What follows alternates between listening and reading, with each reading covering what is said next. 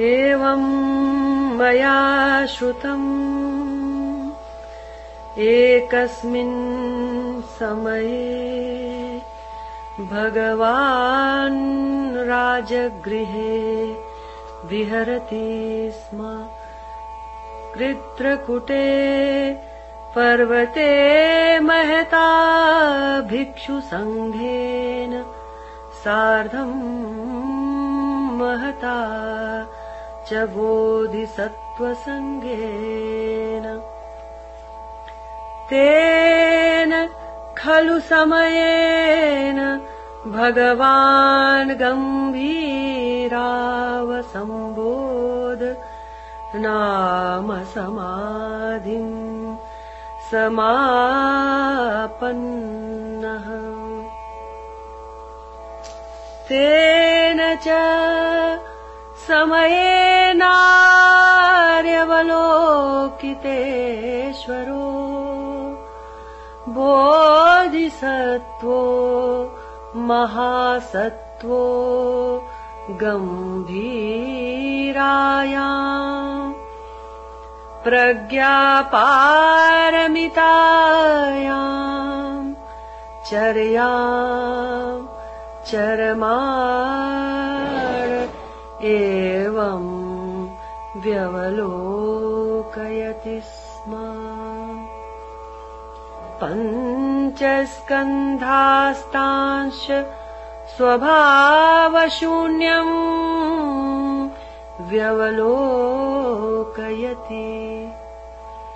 अथायुष्मान् क्षारिपुत्रो बुद्धानुभावेनार्यावलोकितेश्वरम् बोधिसत्त्वम् महासत्त्वमेतदद्वोचत्। यः कश्चित् कुलपुत्रो गम्भीरायाम् प्रज्ञा पारमितायाम् चर्याम् चर्तुकामः कथम् शिक्षितव्यः। एवमुक्त आर्यावलोकितेश्वरो बोधिसत्त्वो महासत्त्व आयुष्मतम् क्षारिपुत्रमेतदवोचत्। यः कश्चित् क्षारिपुत्र कुलपुत्रो वा कुलदुहिता वा गम्भीरायाम् प्रज्ञापारमितायाम् चर्याम् चर्तुकामस्तेनैवम् व्यवलोकयितव्यम्। पञ्चस्कन्धास्तांश स्वभावशून्यान् समनुपश्यति स्म।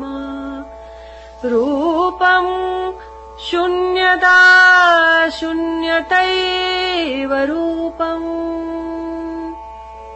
रूपान् पृथक् शून्यता शून्यतायान पृथग्रूपम्।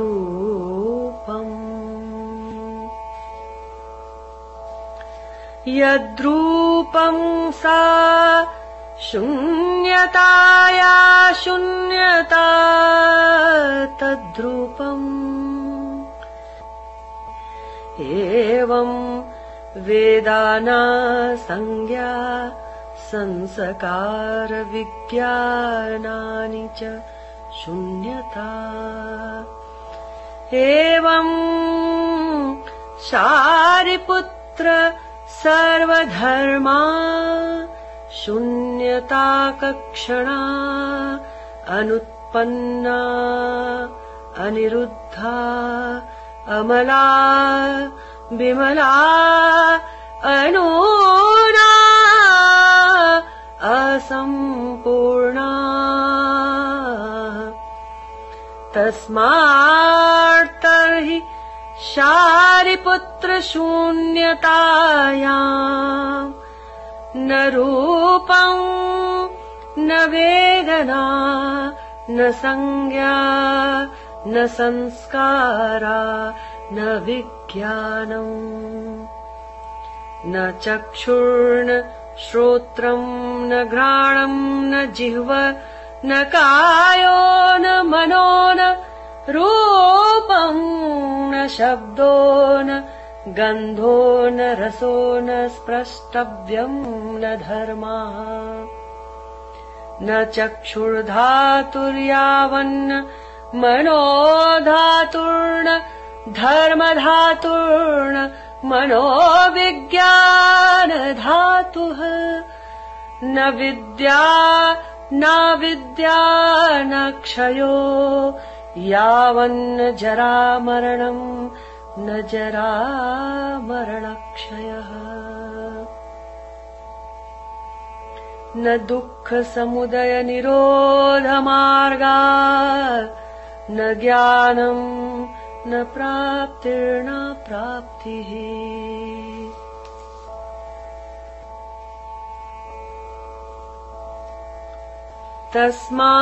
तस्माच्छारिपुत्र अप्राप्तित्वेन बोधिसत्त्वानाम् प्रज्ञापारमितामश्रित्य विहरति चित्तावरणः चित्तावरणनास्तित्वादत्रस्तो विपर्यासातिक्रान्तो निष्ठनिर्वणः त्रयद्वव्यस्थिता सर्वबुद्धाः प्रज्ञापारमितामाश्रित्यानुत्तराम् सम्यक् सम्बोधिमभि सम्बुद्धाः तस्माज्ज्ञातव्यः प्रज्ञापारमिता महामन्त्रो महाविद्यामन्त्रो नुत्तरमन्त्रो समसममन्त्रः सर्वदुःख प्रशमनमन्त्रः सत्यममिथ्यत्वात् प्रज्ञापारमिताया मुक्तो मन्त्रः तद्यथा गते गते पारगते पारसंगते बोधिस्वाहा एवं शारिपुत्र गम्भीरायाम् प्रज्ञापारमितायाम् चर्यायाम् शिक्षितव्यम् बोधिसत्त्वेन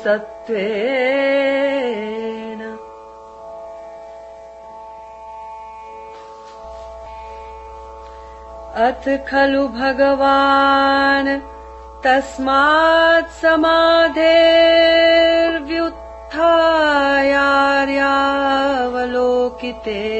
समाधेर्व्युत्थायार्यावलोकितेश्वरस्य बोधिसत्त्वस्य महासत्त्वस्य साधुकारमदात् साधु साधु कुलपुत्र एवमेतत् कुलपुत्र एवमेतद् गम्भीरायाम् प्रज्ञा पारमितायाम् चर्यम् चर्तव्यम् यथा त्वया निर्दिष्टमनुमोद्यये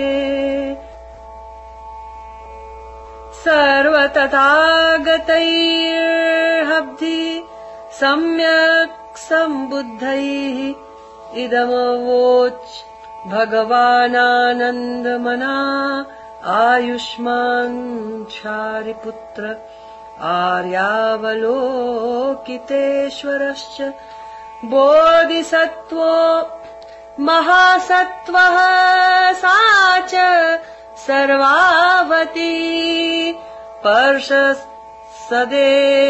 मानुषा सुरगन्धर्वश्च लोको भगवतो भाषितमभ्यनन्दन्निति प्रज्ञापारमिता हृदयसूत्रम् समाप्तम् हृदयसूत्रम् समाप्तम्।